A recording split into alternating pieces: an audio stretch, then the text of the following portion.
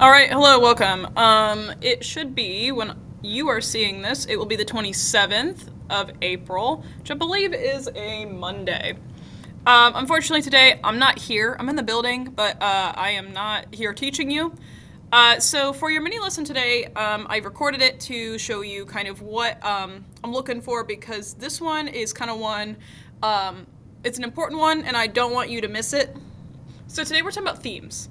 And specifically, if you remember, the definition of a theme is a main idea or an underlying meaning of a literary work which is conveyed by an author and interpreted by a reader. Now, that interpretation is really important because people can have multiple interpretations, and what a lot of people who are kind of maybe more answer based don't like about English is that a theme can actually have multiple correct answers. So I'm going to move myself over here if I can. Okay.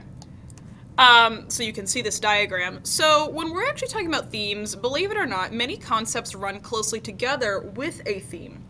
And they actually can even overlap. So let's look at how these interact with, but are distinct from a theme. So at the bottom, we have character, setting, plot, word choice, tone, mood. So basically think of this as like the actors in the setting of a play or a movie. These things, how the characters act, what the setting is, like is it historical, is it modern day, these things influence themes. Especially like consider if you have themes of like ideas of political retribution or ideas of political revolution, setting is going to be really important for that because likely it's going to be set either in a historical period where political tensions were high, or it's going to be set in a fictional world where there are political issues or tensions.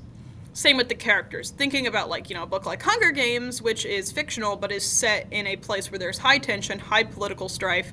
A character like Katniss, who has become like this representation of the oppression in District 12, it feeds into this theme of political like revolution. Hopefully that makes sense. And then if we think about like plot, like in the Hunger Games, Katniss has to win the Hunger Games, not only to save, herself, but to save her family, to save District 12. But as the series goes on, she becomes the Mockingbird, which is a symbol for the revolution itself. So the plot inherently feeds into this thematic idea of political revolution.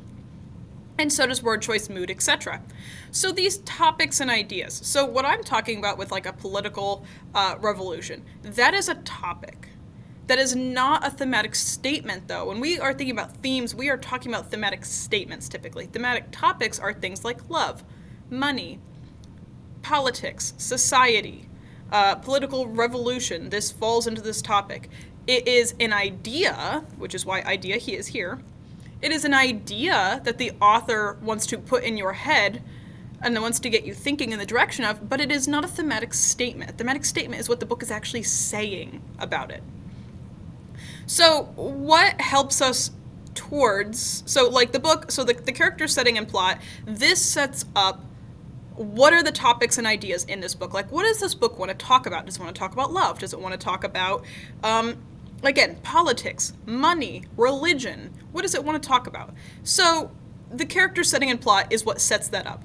But then once you're here, you're at a crossroads because you have motif and you have symbol. And we talked about how those are very similar. The only difference is a motif does not repeat, a motif does repeat a symbol, can, but it doesn't have to, right?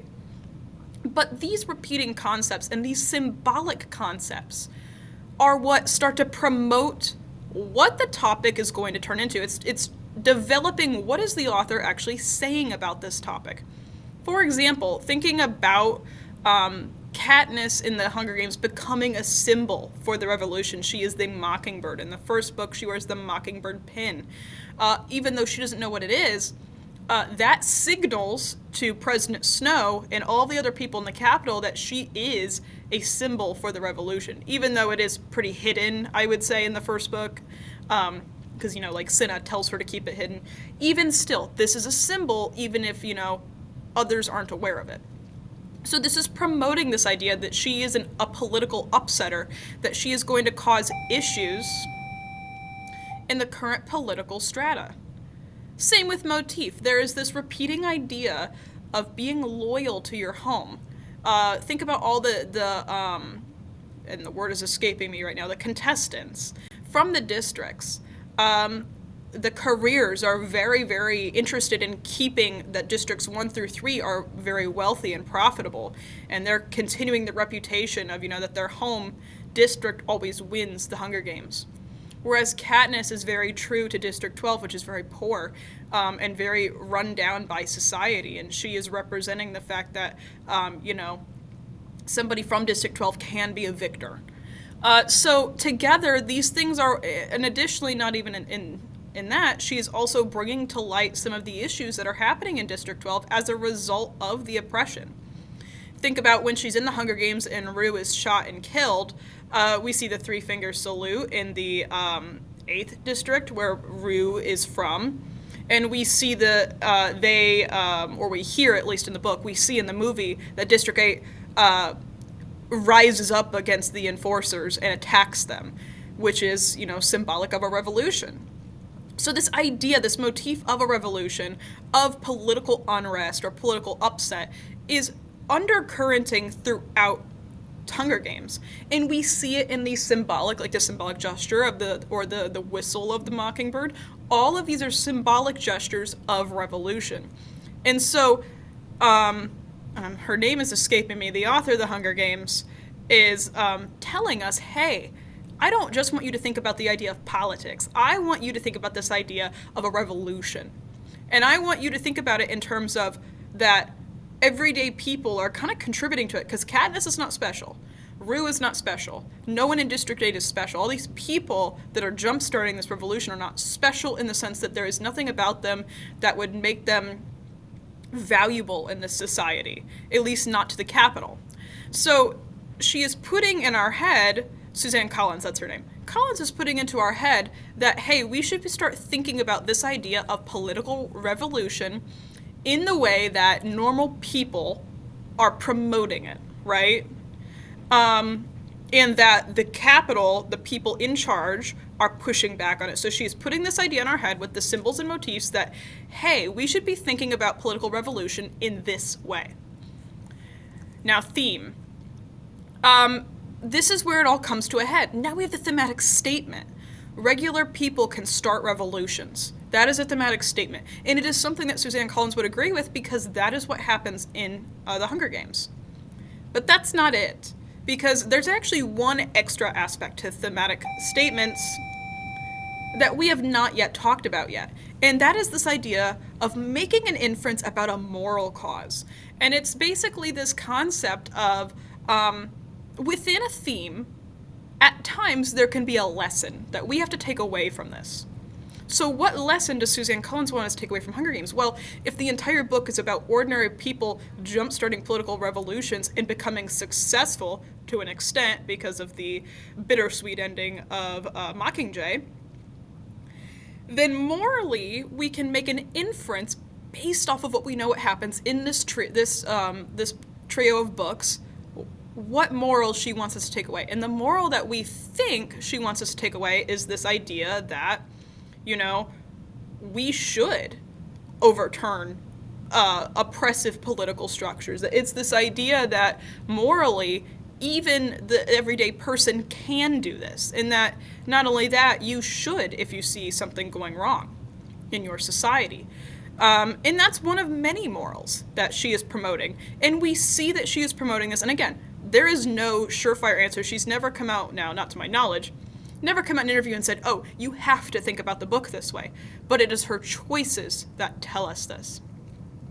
And ultimately, for your essay, we're working towards looking at what are these choices in your book? Because Suzanne Collins made very specific building blocks with the mockingbird imagery and with the mockingbird symbol, the symbol of revolution that leads us to this idea that, oh, as individuals in our society, if there is something going wrong, even the simplest person can jumpstart a revolution to something larger.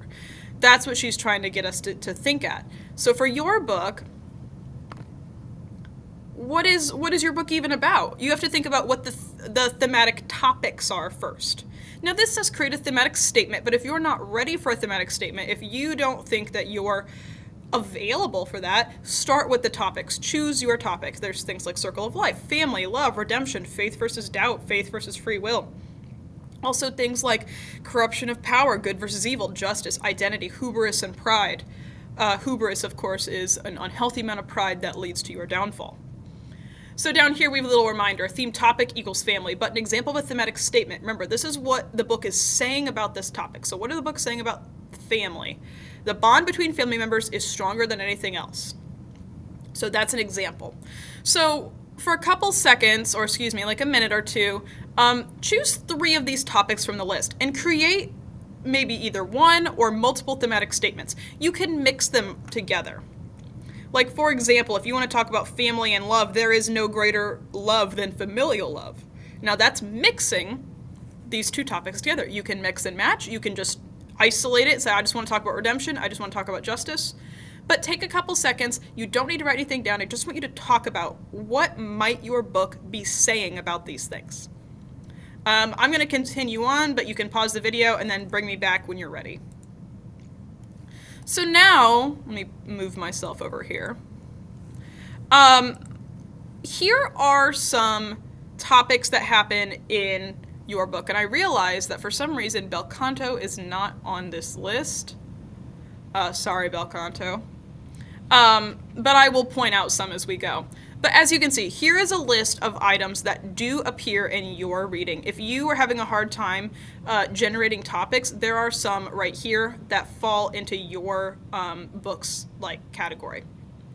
For Bel Canto, I'm not going to read these, but for Bel Canto, some of them could be belonging, bigotry, and identity, like from Hotel at Corner Bin Suite, silence versus communication, family and duty, patriotism and resistance, love, loyalty, belonging, gender relations, and this idea of the immigrant experience, language acquisition and learning, society, like talking about, you know, who is like the real evil in society. These things could work for Bel Canto. So I'm sorry I didn't include you. I don't know why.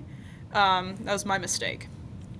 But these are here for you if you were really struggling with that last activity. So now, what I want you to really do is I want you to talk to your group mates and see if you can think of any emerging themes yet. Now, I know you kind of brainstormed with your group when you talked, but now I want you to write some down. And you're going to get a piece of paper, just be a white blank sheet of paper, and I want you to list the topics that you want to talk about. Now that you've had some time to workshop it, I want you to actually write them down. If you have thematic statements, write them down. If you just have themed topics, write that down. Realistically, you need to be successful for next lesson, you need at least 1 thematic statement. 2 would actually be best, but maybe you're not there in your book yet. So that is our mini lesson today, and that is kind of what it's about. So hopefully this gives you an idea of where to go, and I will not see you next class. I'm also gone that day, but I will be filming the next video immediately after. So we'll see each other. I'll see you very soon, and you'll see me on that Wednesday. Okay.